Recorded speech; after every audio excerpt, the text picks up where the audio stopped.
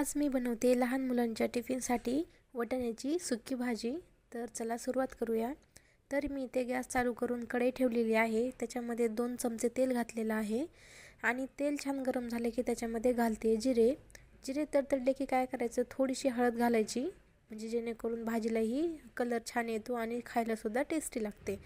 तर आता त्याच्यामध्ये घालायचे सोललेले वाटाणे। तर मी ते 1 वाटीभर सोललेले वाटाणे घेतलेले आहेत आणि ते त्याच्यामध्ये टाकायचे आणि छान असे मिक्स करून घ्यायचे। फुल गॅसवरतीच 2 मिनिट परतून घ्यायचं आणि नंतर त्याच्यामध्ये घालायचं चवीनुसार नमक। नमक घातल्यावर सुद्धा आपल्याला छान असं मिक्स करून घ्यायचं आहे आणि मिक्स करून काय करायचं, थोडीशी आपल्याला कोथिंबीर घालायची आहे आणि कोथिंबीर घातल्याने काय होतं, टेस्ट ही खूप छान लागते। शक्यतो लहान मुलांना कोथिंबीर आवडत नाही, पण एकदम थोडीशी घातल्यामुळे काही हरकत नाही, खाऊन जातात। तर आता काय करायचं, गॅस एकदम कमी करायचा आणि त्याच्यावरती झाकण ठेवून आपल्याला 4 ते 5 मिनिटासाठी हे वाटाणे आपल्याला वाफवून घ्यायचे आहेत। तर तुम्ही पाहू शकता वाटाणे आपले छान हे वाफलेले आहेत आणि त्याच्यामध्ये एकदम असं थोडंसं ओबडधोबड कुटलेलं शेंगदाण्याचा कूट घालायचा आणि छान असं मिक्स करून घ्यायचं।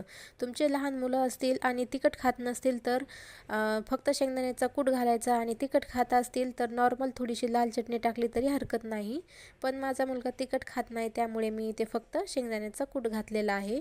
तर तुम्ही पाहू शकता एकदम छान असं मिक्स करून घेतल्यानंतर परत गॅस बंद करायचा आणि झाकण ठेवून तसंच वाफवून घ्यायचं 2 मिनिटभर आणि तुम्ही पाहू शकता तयार झालेली आहे आपली वाटाण्याची भाजी। आणि शेवटी काय करायचं, एकदा हातावर मॅश करून सुद्धा पाहायचा वाटाणा मऊ झालेला आहे का नाही।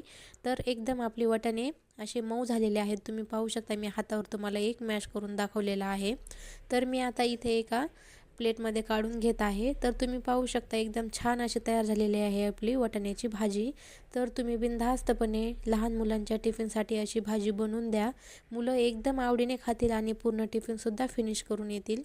तर आजच्या भाजीची रेसिपी आवडली असेल तर नक्कीच लाईक, शेअर आणि सबस्क्राईब करायला विसरू नका। बाय।